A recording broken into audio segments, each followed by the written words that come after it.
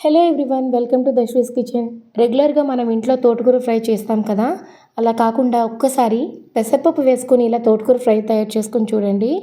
Taste అనేది చాలా బాగుంటుంది.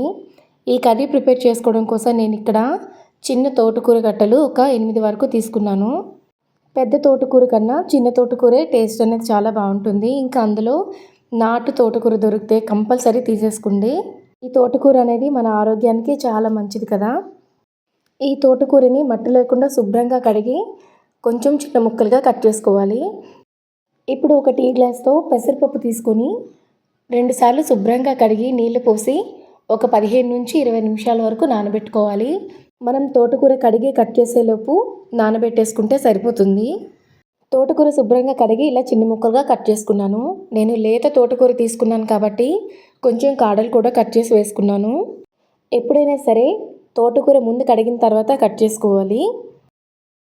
ఇప్పుడు స్టవ్ మీద ఒక ప్యాన్ పెట్టి అందులో 1 టేబుల్ స్పూన్ వరకు ఆయిల్ని వేసుకోవాలి.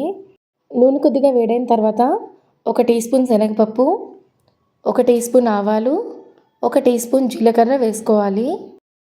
పోపు గింజలు వేసుకున్న తర్వాత ఒక 3 ఎండుమిర్చి, 8 నుంచి 9 వరకు దంచిన వెల్లుల్లి రెబ్బలు, నిలువుగా కట్ చేసిన ఒక 7-8 పచ్చిమిర్చి, 1 ఉల్లిపాయ ముక్కలు, కొద్దిగా కరివేపాకు వేసుకోవాలి. వీటన్నిటిని ఒకసారి బాగా కలుపుకొని తాలింపుని 1 నిమిషం పాటు వేయించుకోవాలి. ఉల్లిపాయలు కొంచెం మగ్గిన తర్వాత మనం ముందుగా నానబెట్టి ఉంచుకున్న పెసరపప్పుని వేసుకోవాలి. పెసరపప్పు వేసుకున్న తర్వాత మంటను లో ఫ్లేమ్లో పెట్టుకుని దోరగా వేయించుకోవాలి.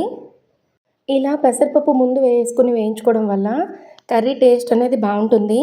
మనం ఆల్రెడీ 20 మినిట్స్ అలా నానబెట్టాం కాబట్టి ఎక్స్ట్రా వాటర్ కూడా అవసరం పడదు. చాలామంది పెసరపప్పుని ఉడికించి ఫ్రై చేసుకుంటారు. అలా కాకుండా ఇలా ఒకసారి ఫ్రై చేయండి.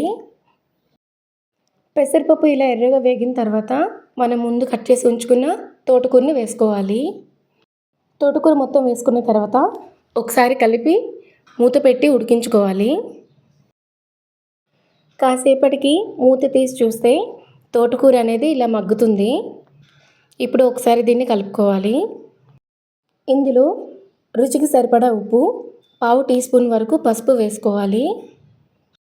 ఇక్కడ నేను ఎక్స్ట్రాగా కారం అయితే యాడ్ చేయట్లేదు, ఎందుకంటే నేను తీసుకున్న పచ్చిమిర్చి యొక్క కారమే సరిపోయింది. మీకు ఎవరికైనా ఎక్స్ట్రాగా కారం కావాలనుకుంటే ఇప్పుడు కారం యాడ్ చేసుకోండి. అలానే తోటకూరలో నుంచి కొంచెం వాటర్ ఉంది కాబట్టి అదంతా డ్రై అయ్యేంత వరకు లో ఫ్లేమ్లో కాసేపు ఉడికించుకోవాలి. ఆకుకూరలు తొందరగానే ఉడికిపోతాయి. అలానే మనం ముందుగానే పెసరపప్పు నానబెట్టుకున్నాం కాబట్టి పెసరపప్పు కూడా ఉడుకుతుంది.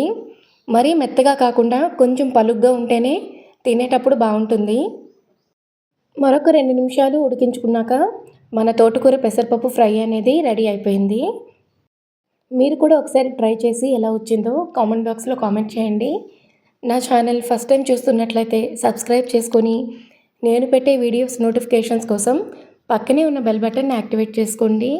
ఈ వీడియో మీకు నచ్చినట్లయితే లైక్ చేయండి, షేర్ చేయండి. Thank you for watching.